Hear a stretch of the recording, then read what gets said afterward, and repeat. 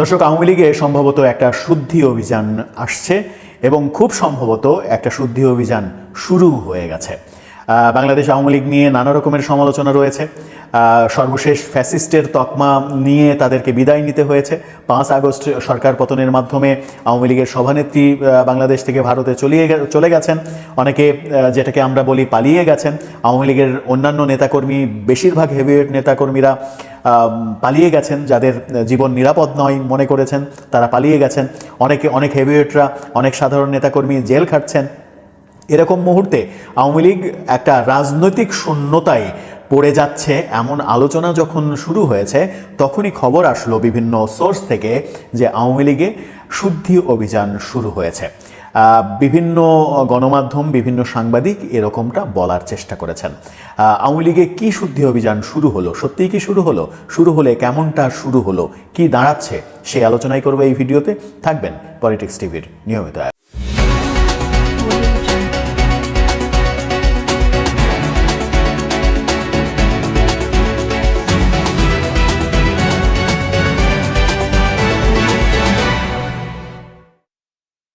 চলে যাচ্ছি মূল ভিডিওতে। বলছিলাম আওয়ামী লীগের শুদ্ধি অভিযান শুরু হয়ে গেছে এমন একটি খবর কানাঘোষা চলছে, এবং কানাঘোষার মধ্যে সব থেকে বড় যে খবরটা সেটা হচ্ছে যে আওয়ামী লীগের বেশ কিছু হেভিওয়েট নেতাদের এরই মাঝে মাইনাস করে দেওয়া হয়েছে।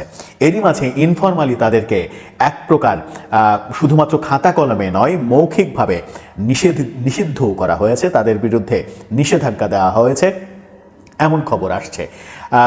এবং সেই সংখ্যা 100-র কাছাকাছি গুরুত্বপূর্ণ নেতা যাদের বিরুদ্ধে নানা রকমের ক্লেম রয়েছে, সেই নেতাদেরকে নিষেধ করে দেয়া হয়েছে যে আওয়ামী লীগ বিষয়ে, আওয়ামী লীগের রাজনৈতিক পদক্ষেপ বিষয়ে কোনো ধরনের কোনো কথা যেন না বলা হয়।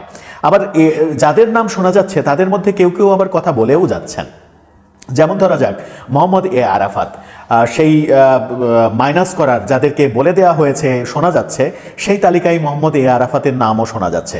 কিন্তু দুদিন আগেও মোহাম্মদ এ আরাফাত একটি বিদেশি গণমাধ্যমে সাক্ষাৎকার দিয়ে আওয়ামী লীগ সম্পর্কে বেশ কিছু তথ্য দিয়েছেন, আওয়ামী লীগ সম্পর্কে কথা বলেছেন। তো তার যদি আওয়ামী লীগ সম্পর্কে কথা বলার রাইটসটা কেড়ে নেওয়া হয়, তাকে যদি নিষেধ করা হয়, তাহলে তিনি কিসের ভিত্তিতে আবার কথা বলছেন, সেটা একটা গুরুত্বপূর্ণ প্রশ্ন। এই হেভিওয়েটদের মধ্যে নাম্বার 1 যার নাম শোনা যাচ্ছে, তিনি অনেকে বলেন যে আওয়ামী লীগের এই অবস্থায়, আওয়ামী লীগের করুণ পরিণতির জন্য সব থেকে যিনি বেশি দায়ী, তিনি হচ্ছে আওয়ামী লীগের সাধারণ সম্পাদক ওবায়দুল কাদের। তাকে সম্পূর্ণভাবে নিষেধ করে দেওয়া হয়েছে আওয়ামী লীগ বিষয়ে কোনো কথা বলতে, এবং সেটা আমরা বাস্তবতাতেও দেখছি। অনেক নেতা দেশের বাইরে থেকে নানা রকমের বক্তৃতা, বিবৃতি দিচ্ছেন, গণমাধ্যমে সাক্ষাৎকার দিচ্ছেন, ফেসবুকে পোস্ট দিচ্ছেন, কিন্তু ওবায়দুল কাদের এই ব্যাপারে শতভাগ নীরব। ওবায়দুল কাদের নীরব রয়েছেন। তার নীরবতা বোধহয় এই ব্যাপারটা, আওয়ামী লীগের শুদ্ধি অভিযান শুরু হয়েছে এবং কারো কারো উপরে খড়ম নেমে এসেছে, এই ব্যাপারটা বোধহয় সত্য হতেও পারে। 100 জনের তালিকায় ওবায়দুল কাদেরের নাম যখন 1 নম্বরে থাকবে, তখন অনেকের নামই থাকবে, এটা খুব স্বাভাবিক। কিছু নাম শোনা যাচ্ছে, ডক্টর হাসান মাহমুদের নাম শোনা যাচ্ছে, সাবেক পররাষ্ট্রমন্ত্রী এবং আওয়ামী লীগের যুগ্ম সাধারণ সম্পাদক, তার নাম শোনা যাচ্ছে। কেউ কেউ বলছেন জাহাঙ্গীর কবির নানকের নামও শোনা যাচ্ছে। এবং সব থেকে বড় যে ব্যাপারটা, জাহাঙ্গীর কবিরের নাম শোনা যাচ্ছে, এটার সঙ্গে আমি অন্তত ব্যক্তিগতভাবে একমত হতে পারি না। কারণ কিছুদিন আগেও আওয়ামী লীগের পুনর্গঠন প্রক্রিয়ায় যাদের নাম শোনা যাচ্ছিল, যাদেরকে দায়িত্ব দেওয়া হচ্ছে বলে জানা যাচ্ছিল, এবং একাধিক ভিডিও বার্তাও দিয়েছেন জাহাঙ্গীর কবির নানক, যে দুজনের নাম শোনা যাচ্ছিল তার মধ্যে একজন জাহাঙ্গীর কবির নানক আর একজন বাহাউদ্দিন নাসিম। দুজনেই কিন্তু বক্তৃতা, বিবৃতি, ভিডিও বার্তা, গণমাধ্যমের সঙ্গে সাক্ষাৎকার, এই কার্যক্রমগুলো চালিয়ে যাচ্ছেন। তাই মনে হয় না যে বাহাউদ্দিন নাসিম কিংবা জাহাঙ্গীর কবির নানকের নাম থাকবে। কিন্তু আশ্চর্যের ব্যাপার যেটা, সেটা হচ্ছে এই তালিকার বড় একটা অংশ জুড়ে নাকি রয়েছে শেখ পরিবারের সদস্যদের নাম। শেখ পরিবারের অনেক সদস্য সম্পর্কে নানা রকমের সমালোচনা রয়েছে।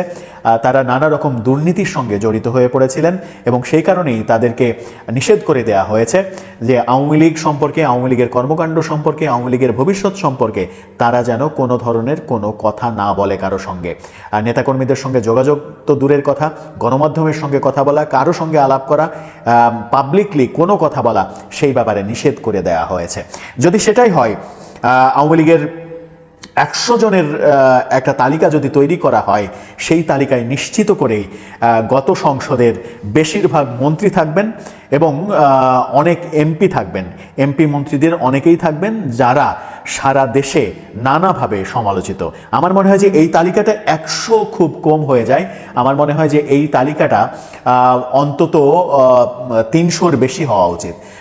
এই সংসদে যারা, গত সংসদে যারা এমপি ছিলেন তাদের অন্তত 250 জনের এই তালিকায় আসা উচিত নাম। আমি ব্যক্তিগতভাবে তাই মনে করি। মন্ত্রীদের যদি 60 জনের মন্ত্রিসভা থাকে তাহলে হয়তো 55 জনেরই নাম চলে আসা উচিত এই তালিকায়। কারণ এই এমপি মন্ত্রীরাই কিন্তু আওয়ামী লীগকে সব থেকে বেশি ডুবিয়েছে। আওয়ামী লীগকে নানাভাবে, নানা রকমের দুর্নীতি, টাকার কেলেঙ্কারি, হাজার হাজার কোটি টাকা বানানো, এমনকি সাবেক প্রধানমন্ত্রী শেখ হাসিনা তো নিজে এক সাক্ষাৎকারে বলেইছিলেন যে আমার পিয়ন পর্যন্ত 400 কোটি টাকা মেরে দিয়ে পালিয়েছে। তো শেখ হাসিনার পিয়ন যদি 400 কোটি টাকা মেরে পালিয়ে যায়, তাহলে শেখ হাসিনা কিংবা ওবায়দুল কাদের শেখ হাসিনার দিকে দোষ অনেকটা কম দিতে চান। অনেকে বলেন ওবায়দুল কাদেরের কারসাজি এগুলো। সারা দেশে যে হাইব্রিড নেতাকর্মী তৈরি করা হয়েছে, বিশেষ করে হাইব্রিড নেতা তৈরি করা হয়েছিল, হাইব্রিড এমপি মন্ত্রী তৈরি করা হয়েছিল, যারা তৃণমূলে আওয়ামী লীগকে ধ্বংস করে দিয়েছে, হাজার হাজার কোটি টাকার সম্পদ বানিয়েছে, ব্যবসায়ী থেকে এমপি বানানো হয়েছে, এমপির পরে মন্ত্রী বানানো হয়েছে, এবং মন্ত্রিত্ব পাওয়ার পরে যেমন একেবারে নামই চলে আসে, জুনায়েদ আহমেদ পলক, নসরুল হামিদ বিপু, শাহরিয়ার আলম, এই নামগুলো প্রকাশ্যে আলোচিত হচ্ছে যে তারা মন্ত্রিত্ব পাওয়ার পরে বিশাল সম্পদ তৈরি করেছেন। বাংলাদেশের বিভিন্ন গণমাধ্যম সেগুলো নিয়ে বারংবার খবর তৈরি করছে। সেই খবরের কোনো প্রতিবাদ আসছে না। এই খবরগুলো তো সবাইকে নিয়ে হচ্ছে না, কিছু কিছু মানুষকে নিয়ে হচ্ছে। সালমান এফ রহমান সম্পর্কে এত সমালোচনা, কিন্তু সালমান এফ রহমান সাবেক প্রধানমন্ত্রীর উপদেষ্টা পদ দখল করেছিলেন। নানা সময় সালমান এফ রহমান সম্পর্কে এক গাদা অভিযোগ। ব্যবসায়ীদের মধ্যে সব থেকে বিতর্কিত বলেও তাকে ধরা হয়। তাকে কিন্তু বহাল তবিয়তে আওয়ামী লীগে শেখ হাসিনার উপদেষ্টা হিসেবে রাখা হয়েছিল। এই ব্যাপারগুলো যতগুলো মানুষের সম্পর্কে এরকম অভিযোগ পাওয়া যায়, সেই মানুষগুলোকে যদি আওয়ামী লীগ এখনই ছাঁটাই করতে পারে এবং তাদেরকে বাদ দিয়ে যদি আওয়ামী লীগ পুনর্গঠনের প্রক্রিয়ায় যায়, তাহলে আমার মনে হয় যে আওয়ামী লীগের তৃণমূলে যথেষ্ট শক্তি রয়েছে। সেই শক্তি নিয়ে তারা আবার একটা সময় তো লাগবেই, তারা পরিশুদ্ধ হয়ে আবার রাজনীতির গতানুগতিক ধারায়, রাজনীতির মূল স্রোতে আসতে পারবে। আর যদি এদেরকে টিকিয়ে রাখা হয়, তাহলে তৃণমূলে যারা ত্যাগী কর্মী রয়েছে, আওয়ামী লীগের এখনকার দুঃসময়েও অনেককে দেখা যায় যে সামাজিক যোগাযোগ মাধ্যমে এত বেশি অ্যাক্টিভ, সামাজিক যোগাযোগ মাধ্যমে অ্যাক্টিভ থাকার কারণে জেল জুলুমের পর্যন্ত শিকার হচ্ছেন অনেক নেতাকর্মী। সেই বিশেষ করে কর্মীরা, ত্যাগী কর্মীরা, অনেক সাংস্কৃতিক কর্মীদেরও গ্রেপ্তারের ঘটনা ঘটছে। তারা শুধুমাত্র আওয়ামী লীগের পক্ষে অবস্থান নিয়েছেন সামাজিক যোগাযোগ মাধ্যমে এই কারণে। তো এই ত্যাগী কর্মীদের যারা এই ভূমিকাগুলো পালন করছে, এদেরকে যদি আওয়ামী লীগ মূল্যায়ন না করে আবার ওই হাইব্রিডদের মূল্যায়ন করে, তাহলে আওয়ামী লীগের তলিয়ে যেতে আমার মনে হয় যে খুব বেশি সময় লাগবে না। আওয়ামী লীগ যদি সত্যিই ফিরে আসতে চায়, তাহলে যে প্রক্রিয়ার কানাঘুষা চলছে, যে 100 জনের মতো মাইনাস করার সিদ্ধান্ত নেওয়া হয়েছে এবং মাইনাস করার কথা বলে দেওয়া হয়েছে তাদেরকে, সেটা যদি সত্যিই হয় এবং সেই সংখ্যা 100 থেকে 300, 400 এরকম যদি হয়, 500 যদি হয়, তাহলে আমার মনে হয় যে একটা পরিশুদ্ধ আওয়ামী লীগকে পাওয়া যাবে। সেটাই কি আওয়ামী লীগ চাই, নাকি আওয়ামী লীগ আবার আগের ভার্সনেই ফিরে আসতে চাই? সেটা একটা বড় প্রশ্ন। দর্শক, আপনার মতামত জানিয়ে লিখতে পারেন আমাদের কমেন্ট বক্সে।